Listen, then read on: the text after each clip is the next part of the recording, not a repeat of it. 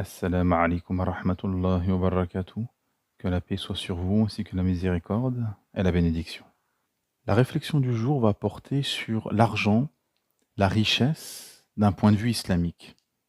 Car on entend souvent des gens dire: «Oh, en islam, on peut être riche, il n'y a pas d'inconvénient à mêler, richesse et pratique de l'islam. L'islam n'empêche pas la richesse» et cetera. Naam, ce qui est vrai. Mais ces gens, en fait, qui souvent sont des gens qui ont le cœur malade et qui cherchent, finalement à s'enrichir et qui sont dans une avidité, utilisent ce narratif pour se déculpabiliser finalement. Déculpabiliser leur avidité. Parce qu'au final, qu'est-ce que tu cherches? Il y a toujours une intention. La niya est présente partout, partout. Les gens ne Quand les gens entament un projet, veulent assouvir n'importe quelle chose, veulent accomplir n'importe quelle chose, derrière, il y a, comme on dit, une idée derrière la tête. Il y a une intention, il y a quelque chose, un objectif. Donc, par exemple, quelqu'un qui veut la richesse, c'est pourquoi? Quelle est ton intention derrière cette richesse?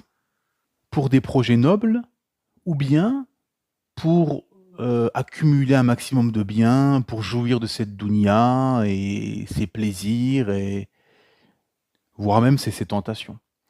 En fait, ce qu'il faut comprendre, c'est que la question, ce n'est pas richesse, pas richesse. La question, c'est entre les mains de qui sera cette richesse? On a des exemples magistraux avec les compagnons. Radiyallahu anhum. Il y avait des compagnons qui étaient très riches, comme Uthman ibn Affan, comme Abu Bakr, etc.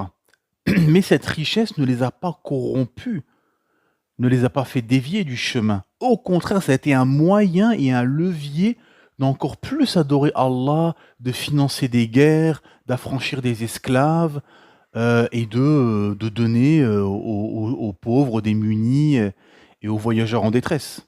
Donc la richesse entre les mains de gens qui ont une foi ferme, qui sont proches d'Allah subhanahu wa ta'ala et qui ne cherchent pas ce bas monde, qui cherchent l'au-delà, ça sera un moyen de se rapprocher encore plus d'Allah subhanahu wa ta'ala et d'emmagasiner le plus de bonnes actions.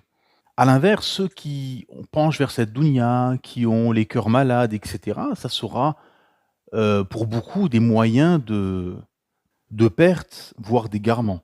Donc la question, ce n'est pas la richesse en soi, c'est entre quelles mains est cette richesse. Barakallahu fikum.